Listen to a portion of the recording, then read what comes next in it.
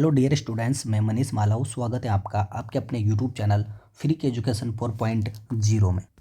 Dear students, अपने पिछले video में प्रश्नावली 9 को कंप्लीट कर लिया था। उसके बाद अपनी नेक्स्ट प्रश्नावली आती है व्रत, जिसको इंग्लिश में बोलते हैं सर्कल। ये एक्सरसाइज आपके 10 है, इसका ये आज फर्स्ट पार्ट है। डियर स्टूडेंट्स, अगर आपने अभी तक चैनल सब्सक्राइब नहीं किया तो सब्सक्राइब कर लीजिए और ऑल नोटिफिकेशन ऑन कर दीजिए, ताकि आपको आगे आने वाले वीडियोज़ की नोटिफिकेशन समय पर मिलती रहे। और साथ ही अधिक से अधिक शेयर कीजिए ताकि दूसरों को भी इसका फ़ायदा मिल सके।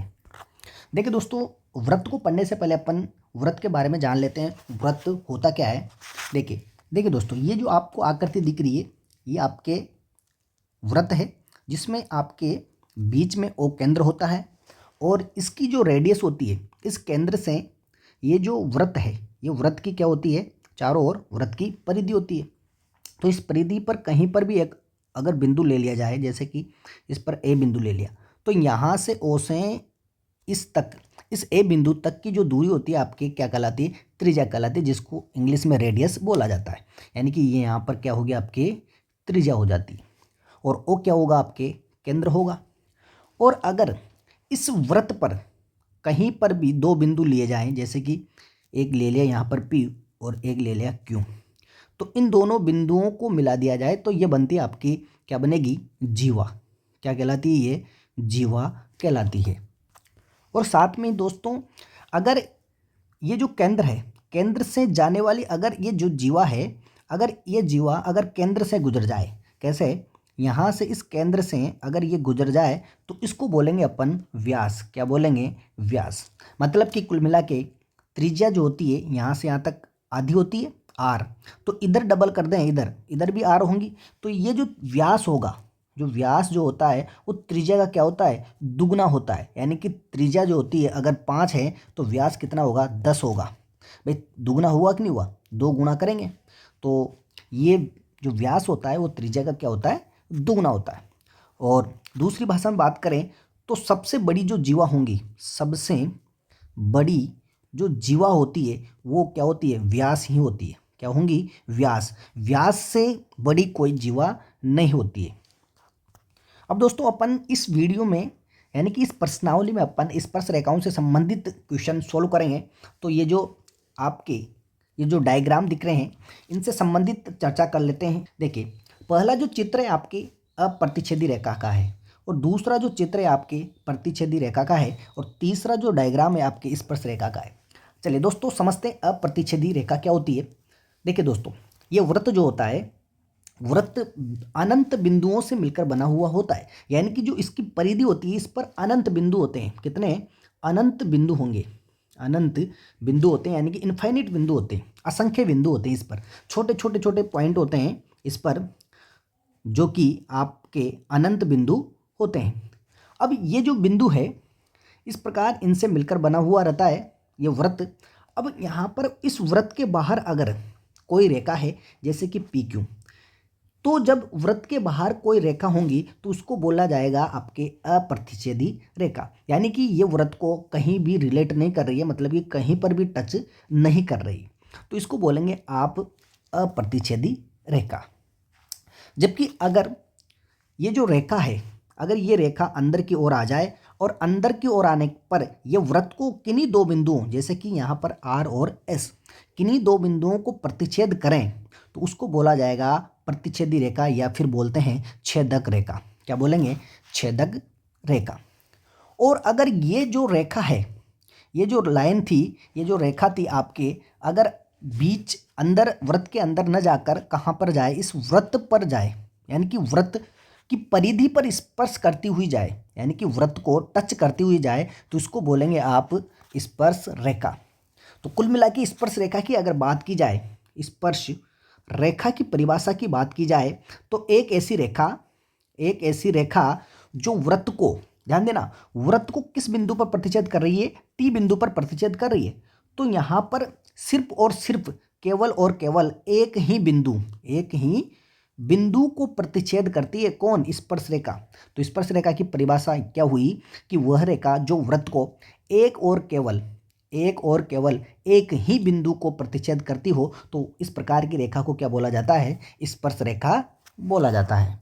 अब देखिए दोस्तों, अभी मैंने जस्ट बताया कि वृत्त पर अनंत बिंदु होते हैं, तो यहाँ पर एक पॉइंट निकल के आता है, जब अनंत बिंदु है, कितने अनंत बिंदु हैं, तो स्पर्श रेखाओं की संख्या भी कितनी होंगी, अनंत होंगी। कितनी होंगी, अनंत होंगी।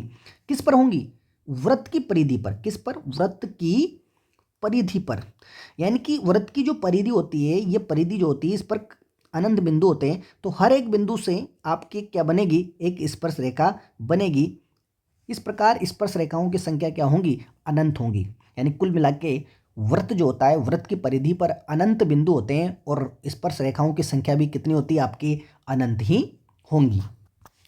अब देखिए दोस्तों, छेदक रेखा की बात करें, अगर आपके एक वृत्त है, इस प्रकार एक वृत्त है, अब इस वृत्त में आपकी जो छेदक रेखा है, जैसे कि एक छेदक रेखा तो ये और एक छेदक रेखा ये, तो ये दोनों की दोनों दो बिंदुओं पर प्रतिच्छेद कर रही है।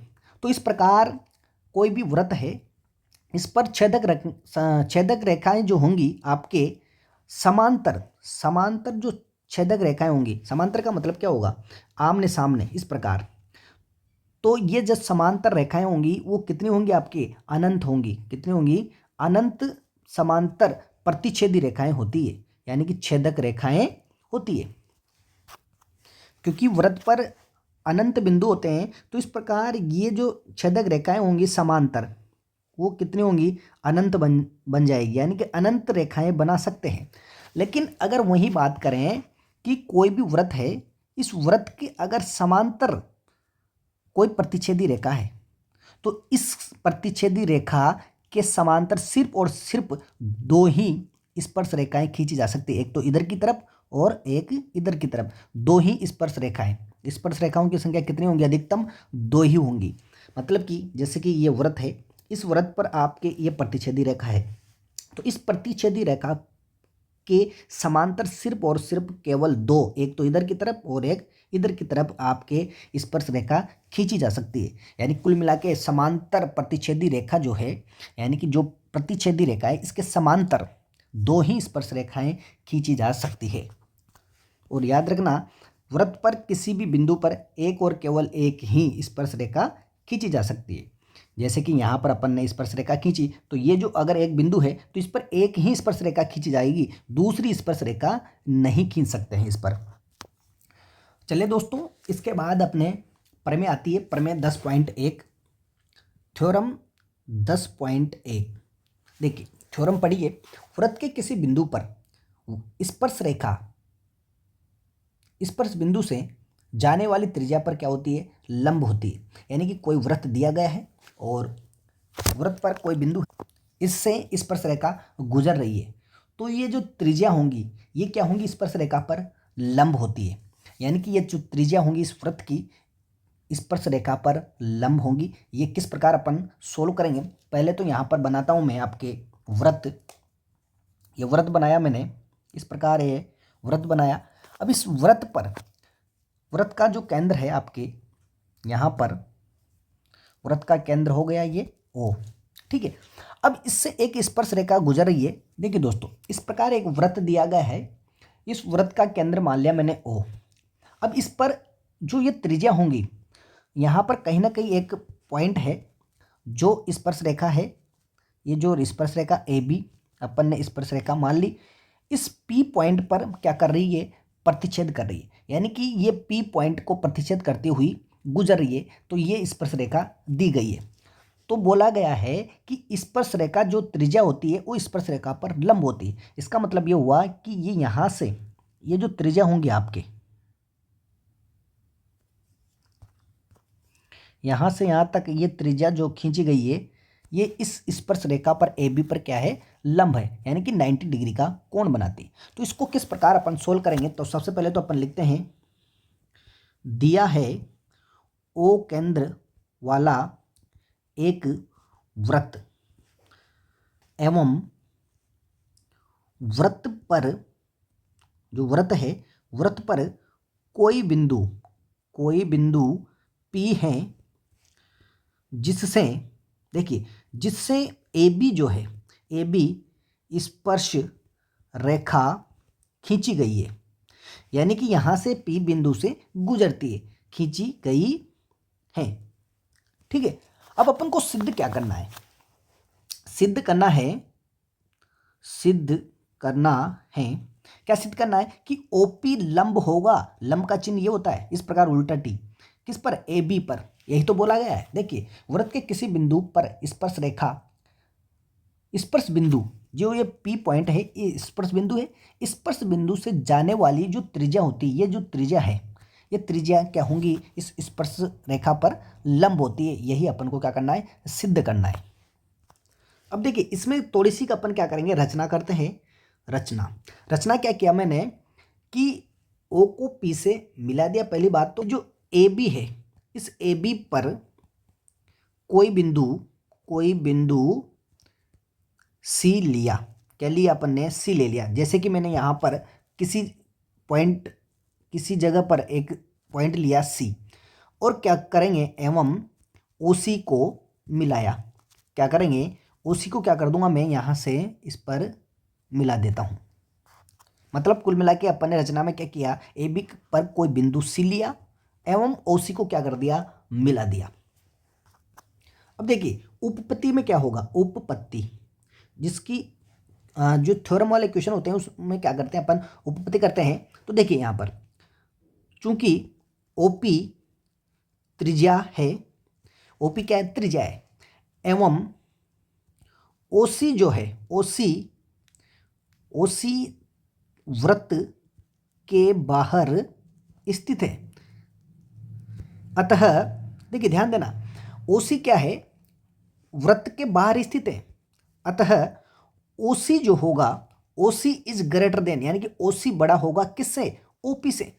जहाँ सी बात है, यहाँ पर चित्र में ऐसे भी दिख रहा होगा आपको कि ये जो ओपी जो है ओसी से क्या है, छोटा है, क्योंकि ये वृत्त से बाहर है। और ओपी जो है आपके त्रिज्या है, तो इसका मतलब त्रिज्या जो है इस ओसी से क्या है, छोटी है। अब देखिए, अब यहां पर जब ये इससे छोटी है तो अगर इस सी के अलावा इसी प्रकार यदि अपन क्या करें, इस ए बी पर कोई भी बिंदु लें, किसी भी जगह पर बिंदु लेते हैं, यदि ए बी पर अन्य बिंदु लेते हैं तब भी ओपी जो है, ओपी समस्त जो जितनी भी दूरियां होंगी, दूरियों से छोटा होगा, यानी कि समस्त दूरियों से छोटी होंगी। कौन, ओपी। क्यों होंगी, अगर इस ए बी पर कहीं पर भी बिंदु लो आप, इस पी के अलावा कहीं से भी बिंदु लेकर अगर इनको मिलाते हो तो जितनी भी दूरियां होंगी वो सारी की सारी बड़ी होंगी किससे, इस ओपी से। तो इसका मतलब ये निष्कर्ष निकल के आया आपके कि सबसे छोटी जो दूरी होती है आपके वो ओपी होंगी। अतः ओपी जो है लंब होगा किस पर, ए बी पर, यानी कि जितनी भी जो सबसे छोटी जो दूरी होती है आपकी वो स्पर्श रेखा पर क्या होंगी, लंब होंगी। तो दोस्तों इस प्रमेय से एक निष्कर्ष निकल के आया है कि कोई भी वृत्त दिया जाए, वृत्त पर स्पर्श रेखा खींची जाए, तो वृत्त पर जो खींची गई जो स्पर्श रेखा होती है वो त्रिज्या पर लंब होती है, यानी कि जो त्रिज्या होती है स्पर्श रेखा पर क्या बनाएगी, 90 डिग्री का कोण बनाती है। इस प्रकार दोनों तरफ 90 डिग्री का कोण बनाएगी। तो दोस्तों ये प्रमेय आपके काम आने वाली क्वेश्चनों में। चलिए दोस्तों प्रश्नावली देखिए आप 10.1, एक वृत्त की कितनी स्पर्श रेखाएं हो सकती है। तो दोस्तों मैंने अभी बताया ऊपर कि एक वृत्त पर कितनी स्पर्श रेखाएं खींची जा सकती है, बताया था। अगर वृत्त की परिधि की बात की जाए तो वृत्त पर की बात की जाए तो अनंत स्पर्श रेखाएं, कितनी, अनंत स्पर्श रेखाएं खींची जा सकती है। लेकिन अगर वृत्त के किसी बिंदु पर, ध्यान देना 2 पॉइंट है, अगर वृत्त के किसी बिंदु की बात की जाए, जैसे कि यहां पर आपके टी बिंदु था, अगर ऐसे बात की जाए कि वृत्त के किसी बिंदु पर, तो सिर्फ एक और केवल एक ही स्पर्श रेखा खींची जा सकती है।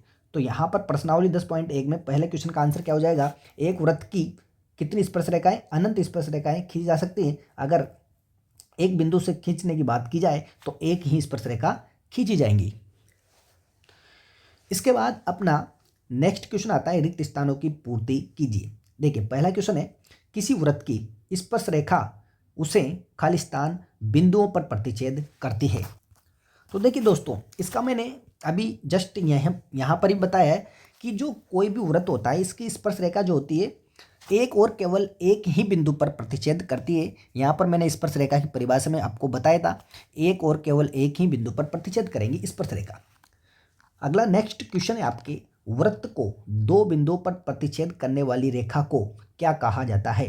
तो देखिए दोस्तों, वृत्त जो है इस पर दो बिंदु है, इन दोनों बिंदुओं को प्रतिच्छेद करने वाली यानी कि दोनों बिंदुओं से गुजरने वाली जो रेखा होंगी आपके क्या कहलाएंगे, आपके प्रतिच्छेदी रेखा या फिर छेदक रेखा, जो कि मैंने इस सेकंड वाले चित्र में बताया है। तीसरा क्वेश्चन है आपके, एक वृत्त की खालिस्तान समांतर स्पर्श रेखाएं हो सकती है। दोस्तों इसका भी मैंने जस्ट बताया था थोड़ी देर पहले कि एक वृत्त अगर दिया जाए तो उसके सिर्फ दो ही समांतर स्पर्श रेखाएं खींची जा सकती है। जैसे कि यहाँ पर मैंने बताया दो स्पर्श रेखाएं समांतर और प्रतिच्छेदी रेखा है, उस प्रतिच्छेदी रेखा के बीच समांतर दो ही स्पर्श रेखाएं खींची जा सकती है, अधिकतम दो ही। ठीक है, तो यहाँ पर एक वृत्त की दो ही समांतर स्पर्श रेखाएं खींची जा सकती है, तो आंसर आ जाएगा दो समांतर रेखाएं। चौथा है आपकी, वृत्त तथा उसकी स्पर्श रेखा के उपनिष्ठ बिंदु को क्या कहा जाता है। खालिस्तान में आपको भरना है। तो वृत्त और उसकी स्पर्श रेखा, देखो ध्यान देना यहाँ पर, ये जो वृत्त बनाया अपन ने, इसकी जो स्पर्श रेखा है कौन सी, आपकी ए बी जो स्पर्श रेखा थी, इस ए बी स्पर्श रेखा पर जो स्पर्श जहाँ पर प्रतिच्छेद कर रही है तो उसको बोलते हैं, आप बोलोगे स्पर्श बिंदु। क्या बोला जाता है, स्पर्श बिंदु बोला जाता है। क्या बोला जाता है, स्पर्श बिंदु। चलिए दोस्तों, इसके बाद अपने क्वेश्चन नंबर 2 है। क्वेश्चन नंबर 2 देखिए, 5 सेंटीमीटर त्रिज्या वाले एक वृत्त के बिंदु P पर स्पर्श रेखा PQ केंद्र O से जाने वाली एक रेखा से बिंदु Q पर इस प्रकार मिलते हैं कि OQ बराबर 12 सेंटीमीटर है, तो PQ की लंबाई ज्ञात कीजिए। तो देखिए इसमें जैसे जैसे बोला गया है, पहले तो वो कीजिए आप। क्या बोला गया है इसमें कि एक 5 सेंटीमीटर त्रिज्या वाला एक वृत्त है। तो देखिए पहले तो मैं बनाता हूँ एक वृत्त जो कि इसकी त्रिज्या कितनी है, 5 सेंटीमीटर है। देखिए इसकी त्रिज्या, इसको केंद्र डाल दिया मैंने ओ केंद्र। देखो इसमें बोला गया है केंद्र ओ से, तो इसका केंद्र ओ डाल दिया मैंने। अब त्रिज्या कितनी है, 5 सेंटीमीटर। अब देखिए आगे क्या बोला गया है कि 5 सेंटीमीटर त्रिज्या वाले एक वृत्त के बिंदु P पर स्पर्श रेखा, देखो वृत्त पर कोई बिंदु है P, जैसे कि यहाँ पर मैंने P पॉइंट डाल दिया, तो इस बिंदु P से स्पर्श रेखा है PQ। कैसी, PQ। तो इस प्रकार ये एक रेखा है, स्पर्श रेखा PQ, यहाँ पर Q है। अब देखिए O से जाने वाली एक रेखा से इस प्रकार Q पर मिलते हैं कि OQ कितना, 12 सेंटीमीटर, यानी कि यहाँ से इस O बिंदु से इस Q पर मिलती है, जिसकी लंबाई कितनी दे रखी है, 12 सेंटीमीटर, यानी कि OQ कितना है आपके, 12 सेंटीमीटर दिया गया है। तो PQ की लंबाई ज्ञात कीजिए, यानी कि ये जो PQ बनी आपके, इसकी लंबाई आपको ज्ञात करना है। अब देखिए दोस्तों, इसको मैं क्या करता हूँ, O को P तक मिला देता हूँ, जो कि आपकी क्या है, त्रिज्या है। और क्वेश्चन में दिया गया है त्रिज्या कितनी, 5 सेंटीमीटर। ये कितनी है, 5 सेंटीमीटर। अब देखिए अभी अपन ने एक प्रमेय पढ़ी थी कि स्पर्श रेखा त्रिज्या पर क्या होती है, लंब होती है। तो PQ क्या है आपकी, स्पर्श रेखा है, तो OP क्या है, त्रिज्या। तो यानी कि ये जो OP जो है PQ पर क्या होगा, लंब होगा। तो देखिए दिया है त्रिज्या कितनी, OP कितनी, 5 सेंटीमीटर। ठीक है, और साथ में OQ कितना दिया गया आपके, 12 सेंटीमीटर। कितना, 12 सेंटीमीटर दिया गया है। चूंकि PQ स्पर्श रेखा है, अतः प्रमेय के अनुसार, किसके अनुसार, प्रमेय के अनुसार क्या होगा, त्रिज्या स्पर्श रेखा पर क्या होंगी, लंब होंगी, यानी कि OP परपेंडिकुलर PQ, ये लंब होंगी। तो इस प्रकार एक समकोण त्रिभुज बन जाएगा। क्या बनेगा, ये समकोण त्रिभुज। अतः समकोण त्रिभुज कौन सा, OPQ में। तो देखिए यहाँ पर समकोण त्रिभुज बन गया। ये क्यों बना, क्योंकि प्रमेय के अनुसार त्रिज्या जो होती है स्पर्श रेखा पर लंब होती है। अब देखिए इसमें जब त्रिभुज बना तो ये क्या है, आपके कर्ण है, और ये क्या है आपके लंब है और ये क्या है आपके आधार है। तो पाइथागोरस प्रमेय लग जाएगी इसमें। क्या लगेगी? पाइथागोरस प्रमेय। अपन ने पिछले वीडियो में भी देखा है पाइथागोरस प्रमेय किस प्रकार यूज करते हैं। देखिए पाइथागोरस प्रमेय के अनुसार कर्ण स्क्वायर बराबर लंब स्क्वायर प्लस आधार स्क्वायर। तो कर्ण कितना है यहाँ पर? ओ क्यू का स्क्वायर बराबर लंब कितना है आपके? ओ पी का स्क्वायर प्लस आधार है पी क्यू का स्क्वायर। तो यहाँ पर अपन क्या करेंगे? मान रखेंगे। तो ओ क्यू कितना है? 12 का स्क्वायर बराबर ओ पी कितना है? 5 का स्क्वायर प्लस पी क्यू का स्क्वायर। तो देखिए यहाँ पर 12 का स्क्वायर कितना? 144 और बराबर 5 का स्क्वायर 25 प्लस पी क्यू का स्क्वायर। अब देखिए यहाँ पर 25 इधर जाएगा, किसका बनेगा? माइनस का। तो यहाँ पर 144 में से जब 25 माइनस करेंगे तो कितना आएगा आपके? 119 आ जाएगा। कितना? 119 बराबर इधर पी क्यू का स्क्वायर। अब अपन को निकालना क्या है? पी क्यू का मान। तो पी क्यू अंडर रूट यानी कि वर्गमूल लेंगे तो अंडर रूट कितना? 119 क्या आ जाएगा? 119 सेंटीमीटर आ जाएगा। ठीक है, तो ये आ गई आपके पी क्यू की लंबाई। तो इसका विकल्प जो है आपके डी सही हो जाएगा। अगला क्वेश्चन है आपके, एक वृत्त खींचिए और दी गई रेखा के समांतर दो ऐसी रेखाएं खींचिए कि उनमें से एक स्पर्श रेखा हो तथा दूसरी छेदक रेखा हो। तो दोस्तों ये तो सिंपल सा क्वेश्चन है। किस प्रकार करना है ये आपको कर लेना है। देखो एक वृत्त खींचना है, जैसे कि एक वृत्त खींच लिया मैंने। अब इसमें बोला गया है कि दी गई इस रेखा के समांतर, कोई एक रेखा है जिसके समांतर दो ऐसी रेखाएं खींचनी है कि उनमें से एक स्पर्श रेखा हो और दूसरी क्या हो? छेदक रेखा यानी कि प्रतिच्छेदी रेखा हो। अब देखिए इसमें क्या करना, आप एक बाहर की तरफ एक रेखा खींच लेना, जैसे कि पी क्यू मैंने बाहर की तरफ खींच ली।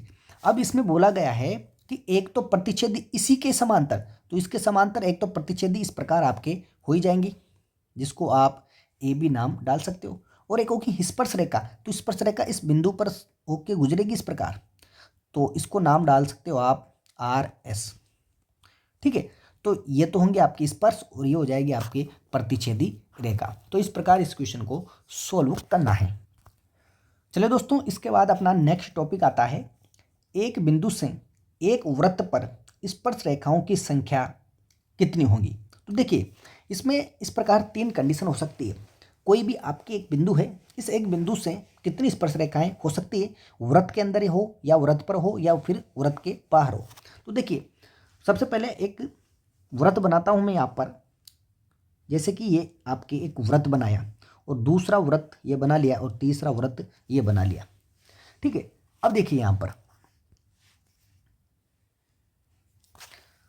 अब देखिए इसमें कौन कौन सी कंडीशन हो सकती है। जैसे कि अगर ये जो बिंदु है, एक बिंदु, अगर कोई बिंदु अगर अंदर की तरफ हो, कहाँ पर हो? अंदर की ओर। तो देखिए अगर ये बिंदु जो P है अंदर की तरफ है, तो स्पर्श रेखाओं की संख्या कितनी होंगी आपकी? 0 होंगी। क्यों होंगी? क्योंकि अगर वृत्त के अंदर है तो इस प्रकार यहाँ से गुजरेगी तो ये तो दो बिंदुओं को प्रतिच्छेद कर गई। जबकि परिभाषा में क्या बताया गया था, स्पर्श रेखा की जो परिभाषा थी उसमें क्या बताया गया था कि एक और केवल एक ही बिंदु को प्रतिच्छेद करती है। तो इसका मतलब ये तो क्या बन गया आपके? प्रतिच्छेदी बन जाएगी। क्या बनेगी? छेदक रेखा। ये तो बन जाएगी आपके छेदक रेखा। तो कुल मिलाकर बात क्या हुई कि जो वृत्त होता है उस वृत्त के अंदर अगर बिंदु है तो स्पर्श रेखाओं की संख्या क्या होंगी? स्पर्श रेखाओं की संख्या जो होंगी शून्य होंगी। क्या होंगी? शून्य। एक भी स्पर्श रेखा नहीं होंगी। अब दूसरी कंडीशन क्या आती है कि अगर जो बिंदु है वृत्त पर हो, वृत्त पर कहीं पर भी हो सकता है, जैसे कि यहाँ पर वृत्त पर हो, तो इस वृत्त पर एक और केवल एक ही स्पर्श रेखा खींची जा सकती है। मतलब कि वृत्त पर एक बिंदु से स्पर्श रेखाओं की संख्या सिर्फ क्या होंगी? एक ही होंगी। यानी कि इस प्रकार ये स्पर्श रेखा खींच सकते हैं। जैसे कि यहाँ ले लिया तो इधर की तरफ खींच सकते हैं, यहाँ पर पॉइंट ले लिया तो इधर की तरफ खींच सकते हैं, यहाँ पर इससे गुजरती हुई स्पर्श रेखा चल जाएगी, इधर लिया तो इस प्रकार। यानी कि एक बिंदु पर, एक बिंदु से एक ही स्पर्श रेखा खींची जा सकती है। जबकि बात करें वृत्त पर तो वृत्त पर तो अनंत स्पर्श रेखा है, यानी कि अनंत बिंदु होते हैं तो अनंत स्पर्श रेखा है, लेकिन एक बिंदु की बात करें तो एक बिंदु से सिर्फ एक ही स्पर्श रेखा खींची जा सकती है। ये दूसरी कंडीशन हुई आपकी। तीसरी कंडीशन क्या होती कि अगर ये जो बिंदु था, ये बिंदु अगर यहाँ पर तो वृत्त के अंदर था, कहाँ था, अंदर, ये था वृत्त पर, वृत्त पर। और तीसरी कंडीशन में क्या है, न तो वृत्त पर है न वृत्त के अंदर है, ये है आपके वृत्त के बाहर। जैसे कि यहाँ पर ले लिया मैंने ये पी बिंदु, तो इस पी बिंदु से इस वृत्त पर दो और केवल दो ही स्पर्श रेखाएं खींची जा सकती। कैसे, देखिए दोस्तों, यहाँ से इसको क्या किया मैंने, इधर की तरफ मिलाया। देखिए किस प्रकार कि ये जो पी पॉइंट है यहाँ से इस प्रकार एक तो ये रेखा आपके खींच दी, ठीक है। इसी पी पॉइंट से एक स्पर्श रेखा इस प्रकार गुजरेगी। तो देखिए दोस्तों, इसको किस प्रकार बनाते हैं, ये इस प्रकार, ठीक है। थोड़ा सा डायग्राम आप देख लेना, ये इस प्रकार, यानी कि कुल मिला के ये जो वृत्त का केंद्र है वो, और ये डाल दिया मैंने पी है सही, ये ए बी, ठीक है। यानी कि ये जो बिंदु है यहाँ पर प्रतिच्छेद कर गया, यानी कि इसको स्पर्श बिंदु बोलते हैं। तो इस प्रकार कितनी स्पर्श रेखाएं खींची जा सकती है वृत्त के बाहर, कहाँ पर, वृत्त के बाहर अगर बिंदु हो, ये बाहर की तरफ था पी बिंदु, तो इससे दो स्पर्श रेखाएं, यानी कि स्पर्श रेखाओं की संख्या कितनी, दो, यहाँ पर कितनी, एक, यहाँ पर कितनी, शून्य। तो इस प्रकार ये स्पर्श रेखाओं की संख्या होती है। चलिए इसके बाद दोस्तों अपने थ्योरम आती है, थ्योरम 10.2। देखिए इसमें क्या बोला गया है कि बाह्य बिंदु से वृत्त पर खींची गई स्पर्श रेखाओं की लंबाइयाँ क्या होती है, बराबर होती है। जैसे कि अभी जस्ट मैंने बताया था, यहाँ पर ये जो स्पर्श रेखाएं थी इनकी जो लंबाइयाँ होंगी, यानी कि पी बी और पी ए, ये दोनों ही लंबाइयाँ होंगी आपकी क्या होंगी, बराबर होंगी। ये आपको सिद्ध करना है। तो देखिए दोस्तों, इसको किस प्रकार अपन सिद्ध करेंगे। सबसे पहले तो मैं बनाता हूँ, आपके वृत्त बना लेता हूँ। जैसे कि यहाँ पर एक वृत्त बनाया, इस प्रकार मैंने वृत्त बना लिया। देखिए इस वृत्त में क्या है कि ये जो पॉइंट है आपके यहाँ पर केंद्र है, वो केंद्र डाल दिया। अब इस पर क्या है, बाहर की तरफ कोई बिंदु लिया मैंने P, इस प्रकार इस जगह पर मैंने बिंदु ले लिया, और इस बिंदु P से वृत्त पर जो स्पर्श रेखाएं खींच जाती है, ये क्या करनी है, आपको बराबर सिद्ध करनी है। देखिए दोस्तों किस प्रकार स्पर्श रेखाएं होंगी ये। देखिए दोस्तों, इस प्रकार मैंने इस P बिंदु से दो स्पर्श रेखाएं खींच ली। यहाँ पर डाल दिया मैंने A पॉइंट, यहाँ पर डाल दिया मैंने B, यानी कि PA और PB दो स्पर्श रेखाएं खींच ली। तो देखिए दोस्तों, तो सबसे पहले क्या करेंगे, इसमें देखिए दिया है, क्या दिया गया है, O केंद्र वाला एक वृत्त जिसमें बाहर स्थित P बिंदु से दो स्पर्श रेखाएं, दो स्पर्श रेखाएं PA एवं PB खींची जाती है, खींची जाती है, ठीक है। यानी कि O केंद्र वाला एक वृत्त दिया गया है और जिसके बाहर P बिंदु स्थित है, यहां से दो स्पर्श रेखाएं PA और PB खींची जाती है। तो सिद्ध क्या करना है आपको, तो सिद्ध करना है, क्या सिद्ध करना है कि PA बराबर क्या होगा, PB होगा, PA बराबर आपके PB होगा, ये सिद्ध करना है आपको। अब देखिए यहाँ पर क्या करेंगे, अपन रचना करेंगे। रचना में क्या किया कि O को A से मिलाऊंगा, मैं O को क्या करूँगा, A से, और इधर B पॉइंट से मिलाऊंगा। OA एवं OB को मिलाया, ठीक है। इसी प्रकार क्या करूँगा, मैं इस O को P से मिलाऊंगा, इस O को क्या करूँगा, इस P से मिला देता हूँ। इस O को यहाँ पर P से मिला दिया। इसी प्रकार OP मिलाया, ठीक है। अब करना है अपन को उपपत्ति। यहाँ पर इसके बाद आती है आपकी उपपत्ति। देखिए उपपत्ति किस प्रकार करेंगे, देखिए ध्यान देना, ये जो स्पर्श रेखा होती है अपन ने प्रमेय पढ़ी थी, त्रिज्या जो होती है स्पर्श रेखा पर लंब होती है, यानी कि यहाँ पर 90 डिग्री का कोण बनेगा दोनों तरफ। क्यों बनेगा? क्योंकि ये जो है आपकी ये त्रिज्याएं तो हैं, तो त्रिज्याएं स्पर्श रेखा पर क्या होंगी? लंब होती है। साथ ही ये जो त्रिज्याएं होती है ये दोनों की दोनों क्या होंगी? बराबर होंगी। तो देखिए इसको अपन सिद्ध करेंगे सर्वांग समता नियम से। 9th में आपने पढ़ा होगा सर्वांग समता नियम। जो त्रिभुज होते हैं, त्रिभुजों के सर्वांग समता के नियम किस प्रकार होते हैं ये आपको याद होने चाहिए। तो देखिए, तो यहाँ पर ध्यान दीजिए, चूंकि प्रमेय के अनुसार, जो प्रमेय है, प्रमेय के अनुसार ओ ए लंब होगा किस पर? ओ ए लंब है किस पर? एपी पर। ओ ए लंब है एपी एवं ओ बी भी लंब होगा किस पर? पीबी पर या बीपी पर। ये दोनों के दोनों लंब हो जाएंगे और साथ में ओ ए तो त्रिज्या है सही, और ओपी जो होंगी उभयनिष्ठ हो जाएंगी। तो देखिए समकोण त्रिभुज बनेंगे ये। तो समकोण त्रिभुज कौन कौन सा लेंगे अपन? ओ ए पी एवं, तो देखिए एक तो लिया ओ ए पी त्रिभुज और एक लेंगे अपन ओ बी पी त्रिभुज। ओ बी पी में देखिए यहाँ पर ओ ए बराबर ओ बी, ओ ए बराबर क्या होगा? O B. ये क्या है? एक ही वृत्त की त्रिज्याएं, एक ही वृत्त की त्रिज्याएं हैं, ठीक है। और ओपी क्या है? आपकी उभयनिष्ठ भुजा है। ओपी बराबर ओपी क्या है? ये आपके उभयनिष्ठ भुजा। और साथ में ये जो ओ ए पी क्या है? 90 डिग्री, यानी कि समकोण है। ओ कोण ओ ए पी बराबर है कोण ओ बी पी। तो देखिए ये वाला कोण और ये वाला कोण क्या है? बराबर है। बराबर कितना? 90 डिग्री। प्रमेय के अनुसार, प्रमेय के अनुसार। अब देखिए यहां पर ये समकोण त्रिभुज है, तो समकोण त्रिभुज में देखो ध्यान देना, ये 90 डिग्री, ये आपकी क्या बन रहा है? इस समकोण त्रिभुज में कर्ण बनेगा ये वाला बीच का, तो ये भी बराबर है। तो यहां पर एक भुजा बराबर है ये वाली दोनों त्रिभुजों में, तो समकोण कर्ण भुजा नियम लगेगा यहाँ पर। कौन सा नियम? समकोण कर्ण भुजा। तो देखिए समकोण RHS, समकोण कर्ण भुजा में क्या होता है? आपके कोई भी दो त्रिभुज होते हैं तो उसमें एक तो आपके राइट एंगल होने चाहिए, समकोण होना चाहिए। एक जो कर्ण होता है, ये उभयनिष्ठ जो कर्ण होता है, इन दोनों में क्या होना चाहिए? बराबर होना चाहिए। और साथ में कोई सी भी एक भुजा, उस त्रिभुज की कोई सी भी एक भुजा बराबर होनी चाहिए दोनों त्रिभुजों की, ठीक है। तो वहां पर लगता है RHS नियम। अतः RHS नियम से क्या होगा? दोनों त्रिभुज क्या होंगे? सर्वांग सम होंगे।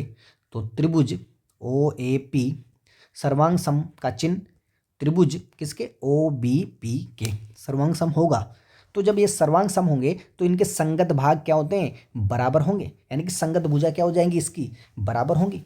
तब संगत भुजा बराबर होंगी। और संगत भुजा, तो इसकी संगत भुजा कौन सी? भाई ये तो बराबर है सही, ये उभयनिष्ठ है सही, तो तीसरी भुजा कौन सी बचेगी? ये वाली और ये वाली, यानी कि ये भुजाएं क्या हो जाएंगी? बराबर हो जाएंगी। यानी कि AP बराबर या PA बराबर PB या AP बराबर BP। अतः PA बराबर, अतः PA बराबर क्या होगा? PB हो जाएगा। इति सिद्धम, इति सिद्धम। यही अपन को क्या करना था? सिद्ध करना था इस वाले क्वेश्चन में। यानी कि कुल मिला के यहाँ से प्रमेय क्या निकल के आई? यदि वृत्त के बाहर कोई बिंदु है, उस बिंदु से कोई स्पर्श रेखाएं खींची जाती है, दो स्पर्श रेखाएं, तो दोनों स्पर्श रेखाएं क्या होंगी? आपके बराबर होती है, यानी कि PA बराबर PB। तो दोस्तों आज के वीडियो में इतना ही, मिलते हैं नेक्स्ट वीडियो में। तब तक के लिए जय हिंद, जय भारत।